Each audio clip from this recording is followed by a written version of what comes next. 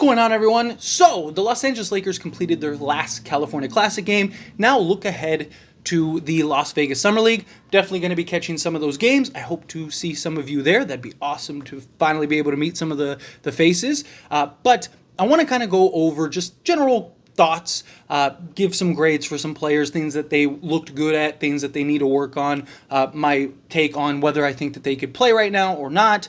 And of course, it's not about the wins and losses, especially when you're talking about Summer League, right? Obviously, the Las Vegas one is the one that counts the most. That's where you can win a trophy, get the MVP, all that stuff. Obviously, we'd love to see the Lakers do that. But for me personally, it's more so of like, what are they doing on an individual level? When you talk about just Summer League, got a lot of guys doing too much, right? Like Kuzi's out here just taking ill-advised shots. You had like East taking a jump shot every opportunity he had rather than playing within the flow of the game. The offense is stagnant. It's just a lot of like people trying to do too much rather than just really playing organized basketball, right? You got a lot of people that are trying to show like I belong in the league and they end up doing too much, which is a real problem. So it's hard to really take away, engage certain elements of the game outside of like their individual like pros and cons of like what they showed during the stretches that they were involved. But I'm not going to talk about East and Kuzi and guys like that aren't realistically going to make the Lakers roster, or probably not even going to be on a two-way. I want to talk about kind of the main core guys that are either already on two-ways or already on the roster and kind of break them down. So let's jump right into it because there's a lot to talk about. Start with Maxwell Lewis. He's the guy that year two, you really wanted to see the strides take place, right? He's a guy that you really wanted to see kind of show like, okay, there's a clear gap here. And the first quarter in particularly of the first game, he looked like that. You saw the strides. You saw him basically get whatever he wanted whenever he wanted it. And then after that, it was just kind of downhill from there. Now, Maxwell Lewis, for me, he needs to settle in. Right? Like, you see it a lot with these young guys. He's playing like East. He's playing like these guys that are trying to make the roster rather than a guy that already is on the roster and is already at the point where it's just like, hey, just play the game. You don't have anything to prove. You're already on contract for multiple years. Show us the improvement. Show us the overall game. You saw him, yes, be able to get to his spots. I love to see that. You saw him be able to be physical, get to the basket, right? Take contact. Defensively, he was very active. I really liked what we saw on the defense side from him. I really liked his potential as far as being like a switchable wing defender, right? Switch on smaller guys, bigger guys, so on and so forth. Like those little things I really enjoyed in his game, but the offensive side of things, he clearly was forcing stuff, right? There's a level in which you're taking a good shot and you're getting to your spot and you're elevating for a good shot, and then there's you just kind of shot chucking. And I felt like as he started to get worse, one, it kind of seemed like he got into his own head, and two, it's like his logic was, instead of me putting the ball on the deck and getting to the basket, or me kind of making some plays and showing like, hey, my shot's not falling right now, but watch this. Watch what else I can do. He just took that as like, I need to get more shots up. I need to get more reps up. Which, look, there's a lot of time between now, the California Classic, and the season beginning, right? Like, you have California Classic, you have Las Vegas Summer League, you have training camp, preseason, and then the regular season. A lot of basketball to be played. You're going to have plenty of opportunity to work on your shot. You have plenty of opportunity to display the offensive talent that you have. But it's when you're not falling on the offensive side and you're not going to get the offensive opportunities on the main roster, playing alongside LeBron, Reeves, D'Lo, right, or whoever else is on the roster, right? No matter what, you're more likely than not going to get 15 shot attempts, right? Take good shots. Show us the improvements. It's not all about, there's more to the game of basketball than just being able to shoot the basketball. You showed us in the first quarter, game one, you can shoot. You can put the ball on the deck. Shot's not falling. It's fine. Dalton Connect, who I'm going to touch on more in depth here in a moment, but Dalton Connect, for example, he picked it up shooting-wise. His shot started to fall in this final game. But the first couple games, his shot didn't. But what did he do? He showed you other things. He showed you the opposite side. His playmaking was very underrated, right? He showed you more to his game beyond just, oh, I can shoot 15 shots, right? The shot wasn't falling, but he still showed I could get to my spots. Maxwell Lewis showed he can get to his spots, but he's forcing shots. I like to see him, hopefully with the Las Vegas tournament, him just kind of settle in a little bit, right? You're a guy that's already on the roster. You don't need to prove yourself. You need to go out there and show that you're worthy enough to be a part of the rotation is what he needs to do. And so that's something I'm really looking forward to with him. Personally, I think I gotta I'll give him a C, maybe C minus. I think he showed enough on the defense side. I think he showed enough in strides and leaps as far as like him being explosive. He clearly showed he is capable and better than these guys in the sense of like he could get to where he wanted whenever he wanted. He was more explosive. No one could really slow him down or stop him. It was just him getting in his own way, right? So I think just given that, like he showed he can offensively put it on, right? Okay, defensively he showed, I thought that could be a very versatile, switchable wing, right? It's just, you got to get out of your own way. You got to just take that breath and let things flow. So to me, it's C minus. I'll be nice, say a C. I'll give him a C. We'll see what he does in Las Vegas Summer League. I don't think he was so bad it deserves a D or an F. I think he was right in the middle. I think if he just settles in and just takes that breather, like take a page out of Dalton Connect, like I said, Dalton settled in, right? You saw him just like, hey, I'm already on the team, right? That kind of thing. I think he'll do good. I think he'll have strides. Now let's get into the two draft picks, Dalton Connect, Bronny James. Start with Dalton Connect because I already kind of touched on Dalton Connect. As I mentioned, first couple games, little rocky, right? You also have to keep in mind, most of these guys haven't played in like 2-3 months, right? Like whenever they were eliminated in the tournament, going all the way to like now. Yes, they've gotten reps, they've practiced, they've done stuff like that. It's not the same thing as actual in-game moments, right? Dalton Connect, his shot wasn't falling early on. You saw in this final game, he was butter, right? Hitting threes, mid-range, getting to the basket, creating contact. But the thing that I loved about Dalton Connect throughout the course of these games was he showed he can get to his spots in a multitude of ways. It wasn't just like, oh, I got to use my explosiveness. No, he showed that he can dribble, get you with the pump fake, right? Kind of use that first step, kind of bump you and use some of his physical traits in order to kind of create space, stop on a dime and elevate in the mid-range, which is one of the things that I loved about his game. It's something I've talked about, like potentially him replacing Traore and Prince. Thing that I thought Dalton Connect is more offensively versatile than somebody like a Traore and Prince. Traore and Prince is primarily just the three, and then he can put the ball on the deck and get to the basket at times. That mid-range is something that, especially come playoffs and certain matchups, the mid-range is usually open. Right? Because especially playoff time, teams are so focused on protecting the paint and closing hard on the three-point line. So to have a guy that can knock down the mid-range, as Dalton Connect displayed, kind of give you that pump fake, take, 5 steps in, and now you're 15 to 16 feet in, elevate, knock it down. He showed the ability to shoot over the top, which I love to see. He showed his explosiveness and that athleticism. He showed the ability to kind of put his head down, get to the basket, create contact, and even finish through contact. He got an and one in almost every game, if I'm not mistaken, right? More than anything, though, what I kind of touched on with the Maxwell Lewis thing is he showed even when his offense wasn't actually to the level in which he wanted. One, you knew it was coming because you just watched his shot. And it's like, yeah, that dude's once he starts, he's just not hitting right now. He's getting to all of his spots at will. It's just he just needs to kind of just start hitting the shots. But he showed his versatility in other ways. Showed his ability to defend. He showed his ability to use his athleticism. He showed his ability to make plays, which I was very impressed with, right? The look-ahead pass, right? Not settling, operating, even the play calling, running the pick and roll and stuff. It was very refreshing to see him not just be a scorer, not just be a shooter, but be able to even make plays for his teammates. That's going to go a long way in the league, especially with the type of offense, the motion offense that JJ Redick wants to run. You need guys that can continue to push the ball, continue to give the hockey assist, right? Continue to keep your head on a swivel and pass it out. Those are the kind of things that I really like to see. And I really thought Dalton Connect kind of showed an array of just a little bit of everything, right? I know some people were like, oh, he's trash, can't make shots.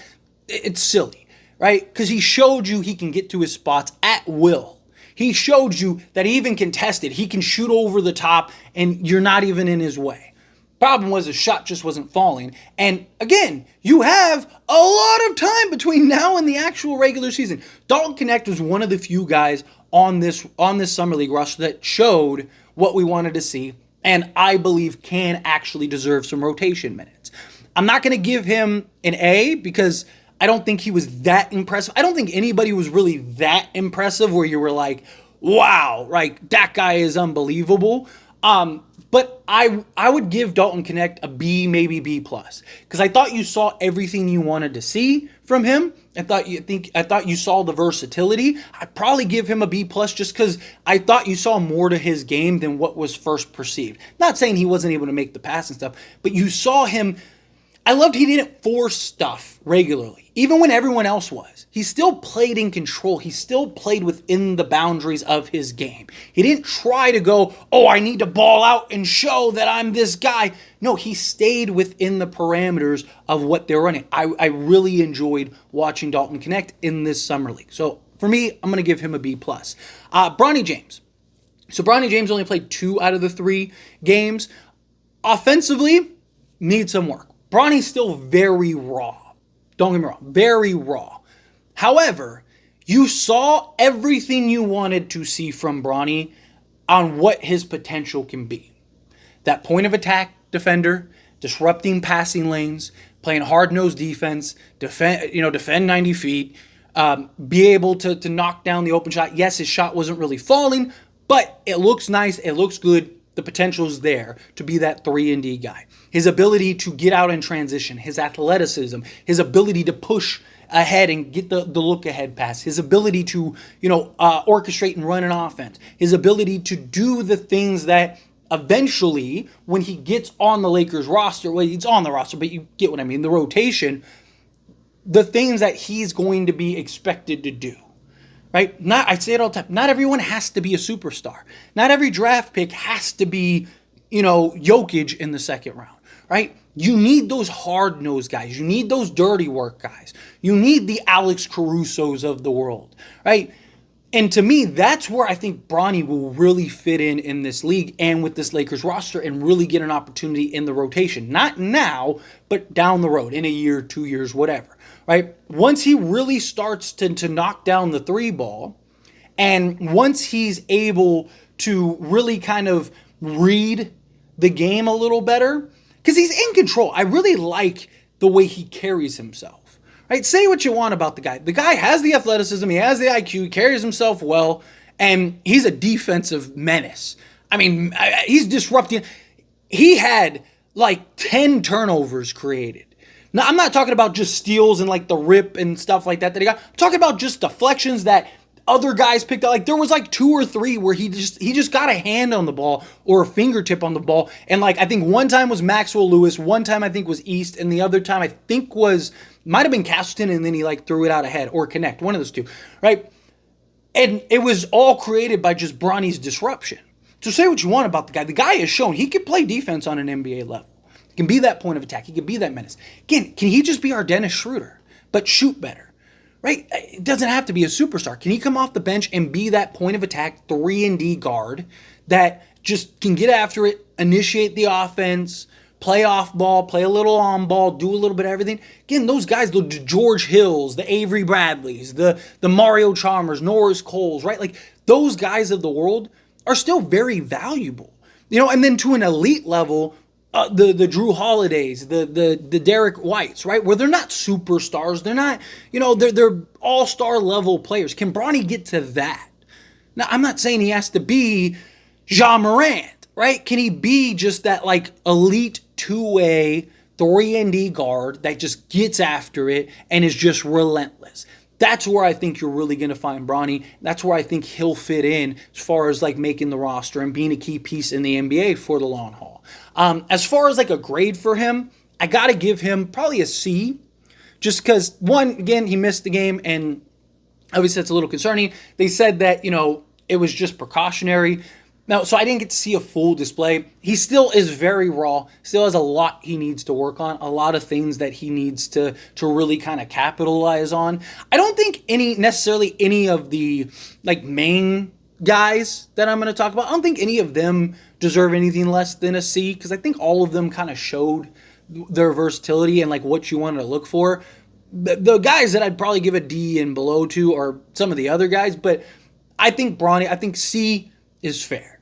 I think given that he showed the defensive side of things, his shot looks good, he's relentless, he's disrupting passing lanes, he impacts the game in multiple ways other than just scoring, right? I don't think he's there at a B because he's still very raw, still need to see a couple more things. We'll see how he looks in Summer League, but I thought he did all the things that you wanted to see from Bronny James. Thought he did a really good job there. Now, let's talk about Colin Castleton, and then we'll get into our two-way guys. I wanted to kind of save Colin Castleton here. So, Colin Castleton, me personally, I'm a bit disappointed. I expected a little more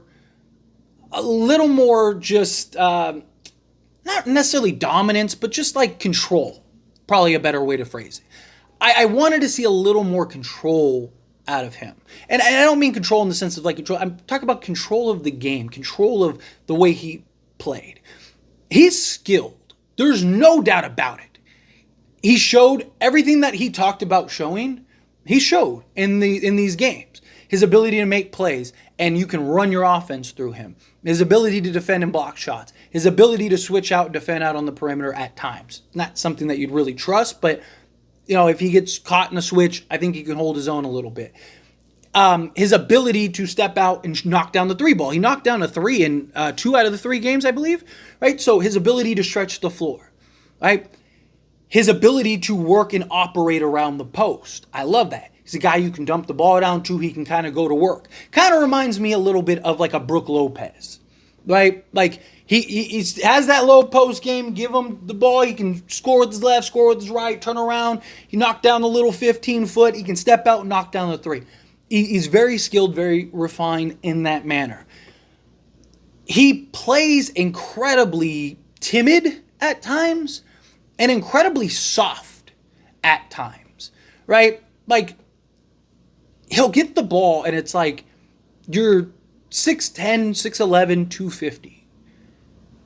Throw an elbow in, or not an elbow, a shoulder in this guy's chest, knock him out of the way, and dunk the ball or lay it up or whatever.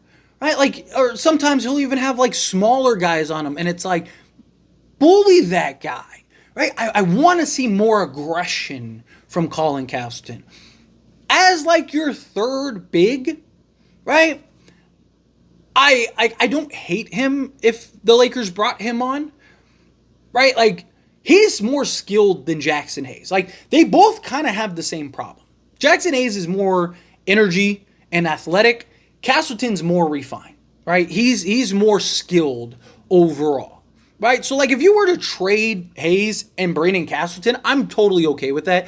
Hayes, like, isn't very imposing. At times, he kind of just plays like, the high-flying kind of finesse guy, right? You kind of want him to just like, hey, like, use some aggression. Even if you get blocked or whatever, like, go. Like, he's more of just like the lob threat, where I think Castleton is just so much more versatile. Like I said, you can run your offense through him at times. He can make the play out of the post. He has some great passes, man, and some great reads. He's constantly having his head on a swivel. I love that. And he's really good at the 3 count. For those that don't know what that is, basically, when Anthony Davis, for example, Anthony Davis gets the ball, it's 1, 2, 3, and then you make a play. You make a move, whether you're passing the ball up or you're making a move. He's really good at the 3 count, where he'll get the ball, he'll survey 1, 2, 3, boom, and then he's making a move or he's giving up a pass. I really like that. His ability to make the plays out of the post, stretch the floor. He showed everything that I wanted to see from him. I just need more control. I need more discipline on the defensive side.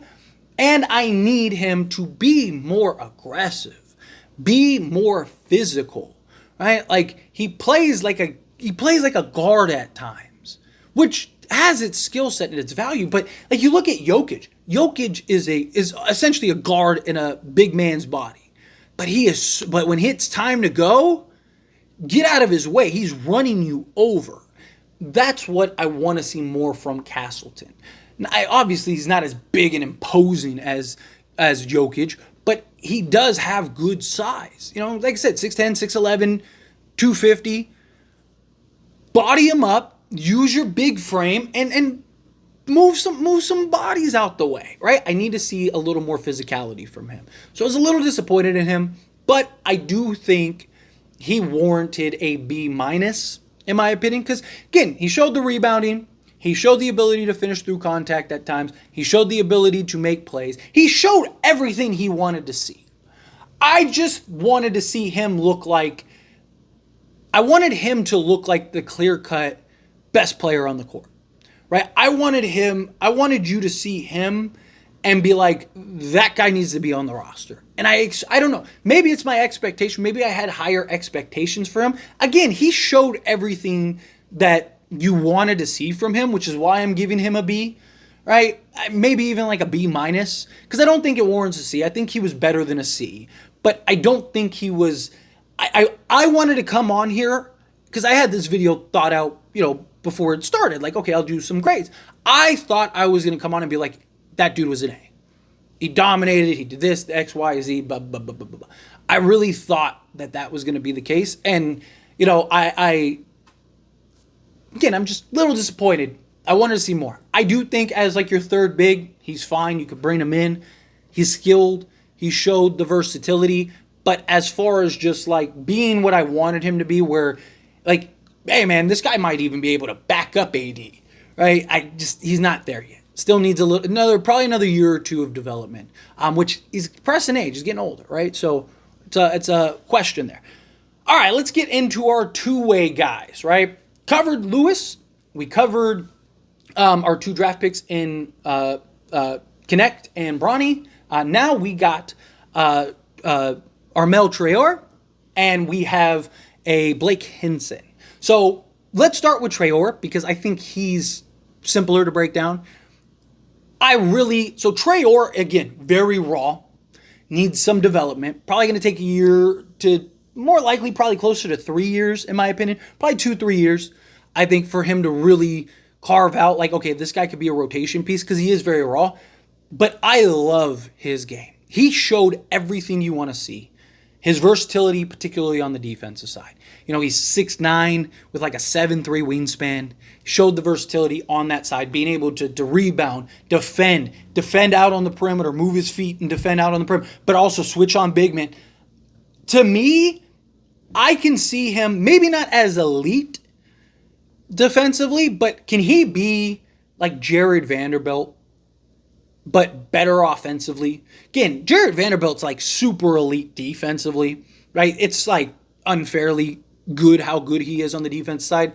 So that's a tall ask on the defense side for Traore.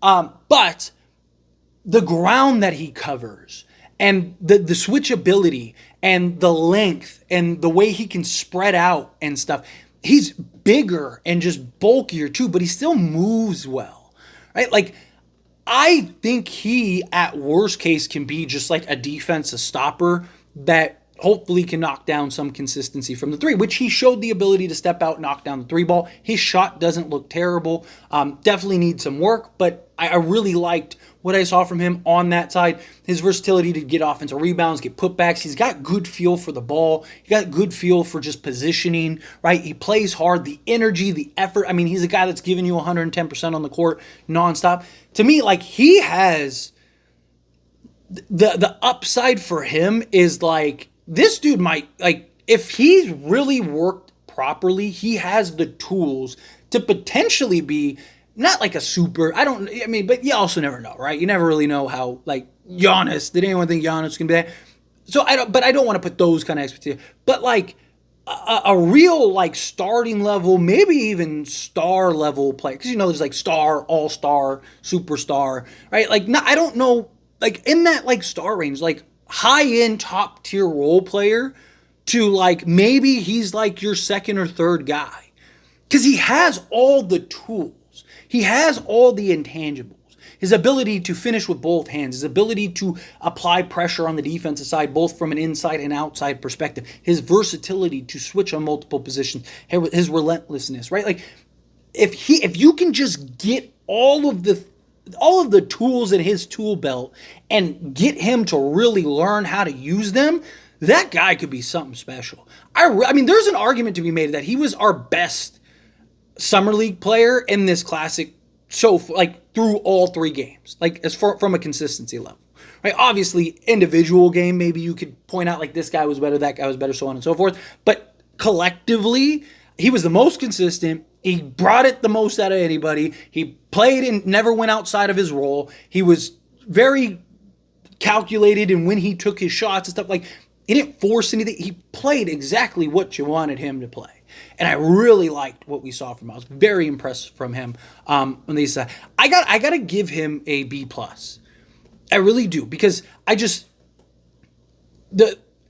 an undrafted two-way guy coming in, no real expectations. I was super high on him, but in reality, like no real expectations, kind of being a little raw. You got all the hype surrounding Brony and everything else and Connect and for him to come in and play the way he played in the role that he played and showed all of the little nuances that he has, I really think that that's warranted. I really think that he deserves. I mean, I wouldn't even, like if somebody gave him an A, I wouldn't even hate that.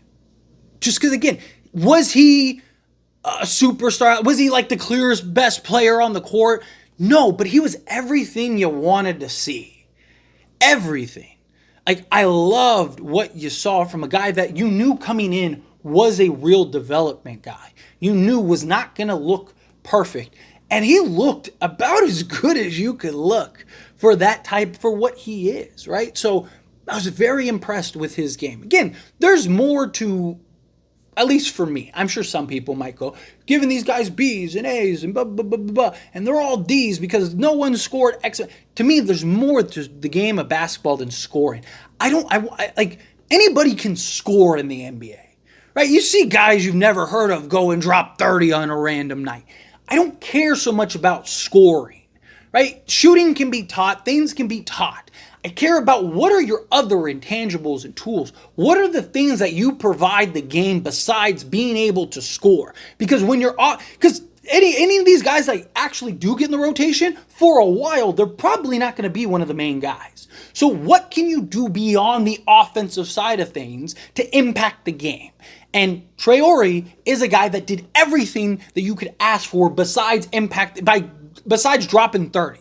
Again, I don't care whether guys drop 30. I care about what are you going to be? What can I... You're on the court right now with LeBron James and Anthony Davis. What are you giving me? What are the tools that you are using to complement your stars? Traore, I think, would complement them perfectly. I don't think he's ready for that now, but I'm saying if whatever... Man, like everybody got a tummy bug. They ate bad seafood or something, right? Man, like, who are we going to play? Traore, you got to get out there with LeBron and AD.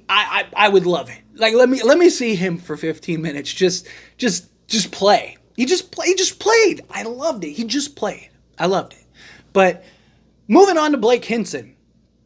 Blake Hinson's another guy. One, I was super high on. Like, made videos diving into Blake Hinson. Everyone was like, who? And what did I say? I was like, you're going to see. You're going to find out. Don't worry. You'll know who he is by the time he's done. He was everything that I wanted him to be, right? He's big, physical, knocked down the three. He's absolute sniper. Him being a shooter, he's going to have his good games and his bad games. Obviously, game one, he was just like lights out. What was he, like 5 of 7 from 3 or something like that? Then you saw him kind of, have a solid game and then, but like that comes with the game. And again, he's a rookie coming in. You're not playing organized basketball. It's all chaotic. You're just getting shots up wherever you can. I can see him right this second, slotted alongside LeBron James and Anthony Davis, tucked into the corner, LeBron creating, boom, kick out, rise up, splash. I think you could slot him in to the rotation right now. Is he perfect? No. He lacks discipline on the defensive side. He moves better than Rui, but he's going to be a 4. Like how Rui is best at the 4 spot, that's going to be Hinson. Henson's going to be that guy. He's best slotted at the 4, not the 3. He's not really a 3. He is a 4, right? His shooting, his bully ball. He is, in my opinion, I could see him being the Rui replacement. A couple years younger than Rui, right? If Lakers do end up pulling off a trade, Rui's probably one of the guys that are out. And I think Blake Hinson can slot into that role beautifully, right? Like, again, he's still raw. He needs a better understanding, feel, and grasp of the NBA game. But again, right now, you're not going to ask him to be a lockdown defender and defend. He's not going to be your starting power forward for the next few years, right? Like, so you have time in that regard. You're not going to be asking him to defend the best player on the other team. You're not going to be asking him to go drop 30 a night. You're not going to be asking him to do all the things that you're asking him to do in Summer League. On the NBA roster today, what are the things you're going to be asking him for? I need you to be physical, I need you to be aggressive, and I need you to knock down that open 3 or contested 3. And he showed all of that. He showed the ability, hey, hand in his face, doesn't matter. Means nothing. Stop. I'm just going to rise up over you. His ability to use the physicality to finish through contact, get to the basket, put the ball on the deck, right? His ability to elevate, knock down the mid-range, shoot over the top, right? Like, he as far as shooting goes, he's ready. I think you can slot him in. Is he going to have his good games and his bad games? Yeah, but that's a shooter, right? Like, all shooters go, one game they're 7 of 9, and then the next game they're 1 of 11. And you're just like, dang. But that's part of the game of basketball, right? It's part of the ups and flows from a shooter's perspective. I think he's got an NBA shot. He's not taking, like, right at the line threes. I mean, some of the threes he was knocking down were a good 3-4 feet back behind. He's just getting the ball and boom. Somebody coming out challenging, stop. You're getting sprayed. Like, I really liked what I saw from him. Again, still plenty of room for growth, plenty of room to just kind of adapt to an NBA level. But is he a guy that you could slot in right now? Now, I'm not saying playing 30 minutes a game and all that. I'm talking about, like, hey, if you gave him 10 to 15 minutes a game, could he knock down 3 to 4 threes for you? I think so. I do. I genuinely do. I was very impressed with what I saw from him. Again, I'm going to give him a B. Because everything you wanted to see from him, you saw. Everything. Right? Like, everything you thought, if you're familiar with Blake Hinson, which if you're not, go watch the video. I broke down videos on this channel and AIS The Lakers Show. Everything that you should have expected from Blake Hinson, he showed you in this Summer League, the California Classic. So I was very impressed. So anyway, as always, this is a discussion. I pass a question on you. Let me know your thoughts and opinions down in the comments below. What do you think? How do you feel? What are your thoughts? Do you agree with me in my points, in my rankings for guys? Is there anybody else that you'd rank a different way? I thought I was pretty fair personally in my analysis, in my grades. However, it's everyone thinks they are, right? Everyone thinks that, like, I gave the fairest grade possible. So I'm always open to hearing your thoughts and hearing, what grades would you give guys? What were you impressed with? Again, were guys perfect? No. It was sloppy. It was terrible. There were stretches where you're just like, is this park basketball or is this NBA basketball? But you got to keep in mind what Summer League is. You have to keep in mind how it operates and works. If you're looking at it from like an NBA playing level, then yes, you're going to be very disappointed. Yes, none of these guys looked ready for the NBA in that case. But once you put things in perspective and you understand, okay, none of these guys are going to be the guy. None of these guys are going to be getting 15 attempts per game like they are in this thing. None of these guys are going to be just shot chucking and doing all this stuff. It's going to be more organized. It's going to be more calculated. You're going to be in specific spots. You're going to have a specific role, all that. And you start placing those guys in those roles. That's where I think you can come up with the grade. And that's where I came up with my grades is, okay, Bronny slotted alongside LeBron, AD, and whoever else. What are you looking for him to do? Did he show that? Yes or no? Connect, same thing.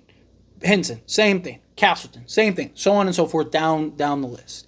But again, however you feel, whatever your thoughts are, let me know down in the comments below. That being said, if you haven't liked this video, hit that like button. Helps me a lot. So we enjoy these types of videos and I truly appreciate it. Not subscribe to the channel, hit that subscribe button. Turn on the bell notifications. Appreciate y'all. See you in the next one. Thank you.